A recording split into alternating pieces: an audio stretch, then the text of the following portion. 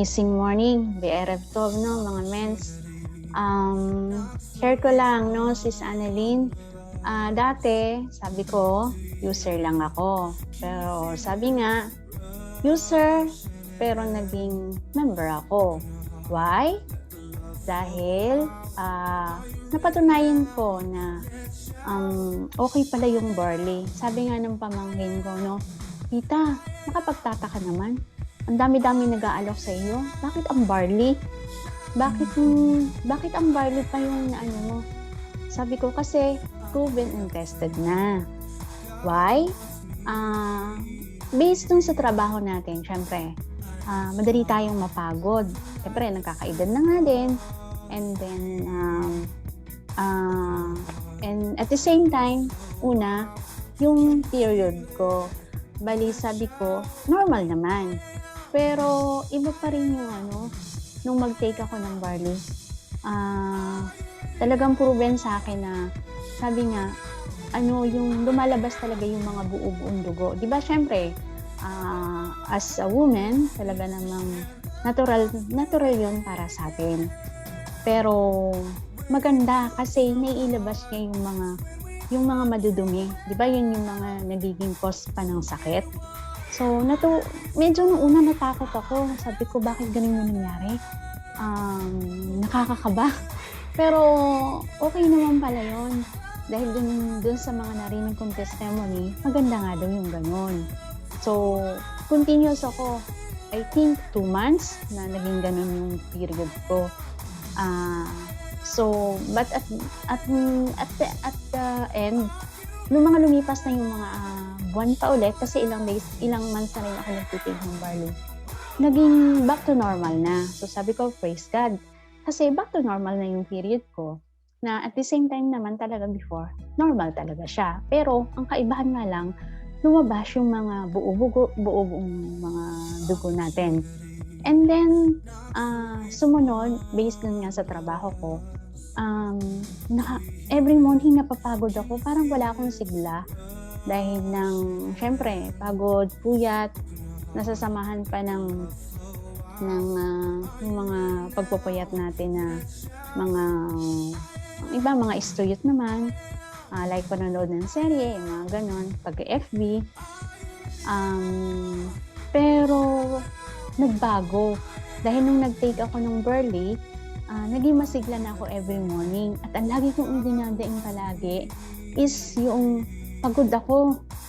Especially pag yung mag-work na, nakakapagod. Pero nawala yon. Sa totoo lang, nawala yon. And praise God. At syempre, sa tulong na rin ng ating Panginoon at sa pag-pray natin. At hindi lang yon, naka-invite pa ako. Through my testimony, naka-invite ako, nagkaroon ako ng downline. Dahil ang sabi nila, merong nagsabi sa akin, Ate, salamat ha, in-invite mo ako. Kasi ang ganda ng dating, ang ganda ng naging resulta doon sa family ko.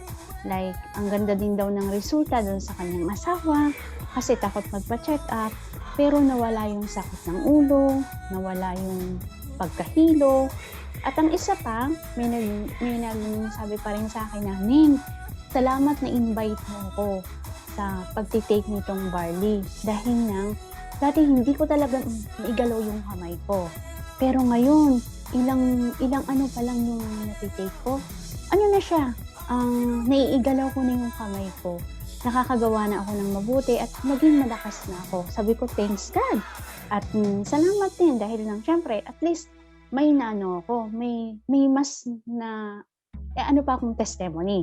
Dahil syempre, nakakatuwa dahil ganun yung mga feedback, hindi ako napapahiya dun sa mga binibentahan ko. Kaya at least, hanggang ngayon, nakakapagbenta pa ako. At last 3 days ago lang, yung hipag ko, na ospital siya. Ang diabetes niya is 300. 300 yung sugar niya. Sabi ko, ano ba yan? Bakit ang taas-taas? Hindi mo ba nalaman na ganyan nakataas yung sugar mo? Hindi daw niya alam. Then, ang sabi ko sa kanya, Ate, mag-take ka kaya ng barley?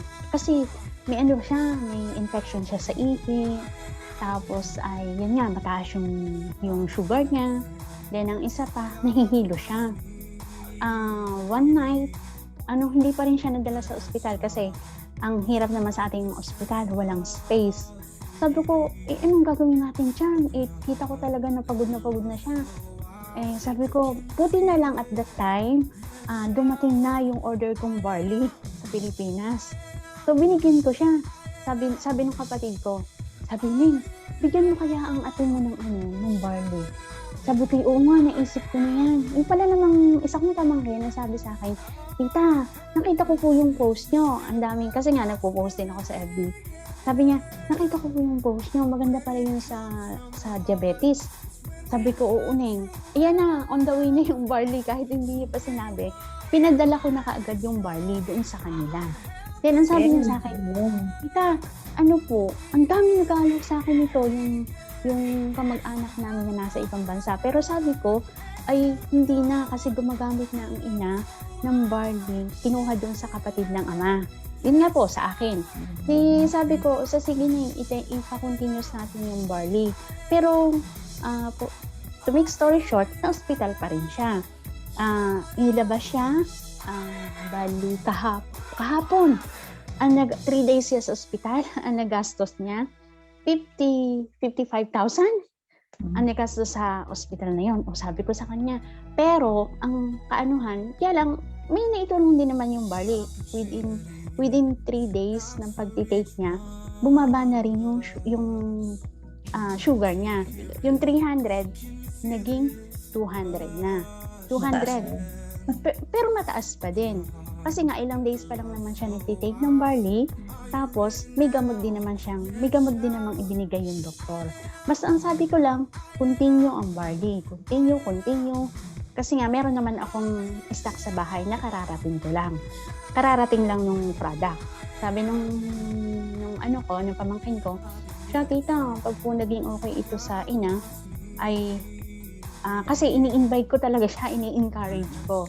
Sabi niya, pag po nag-okay to sa ina, bali, magbe-member na din po ako. Sabi ko, sige, intayin natin yan. Basta pray lang kayo, tiwala lang, may awa ang Diyos, magiging okay yan. Continue sa pagtitake ng barley. Kasi nga, may stock naman ako dun sa bahay. And then, pray lang tayo. So, yun lang po ang masasabi ko na talagang proven and tested talaga ang barley. At sinasabi ko din na yun ang sinasabi ko na ang daming nag-aalok sa akin for another business. Sabi nga, bakit daw itong barley ang ang itinake ko. Sabi ko, at least napatunayan ko sa sarili ko, napatunayan ko na okay pala yung barley. At marami din yung nagsasabi sa akin, mga client ko na okay yung barley. So, thanks and praise God. So, yun po.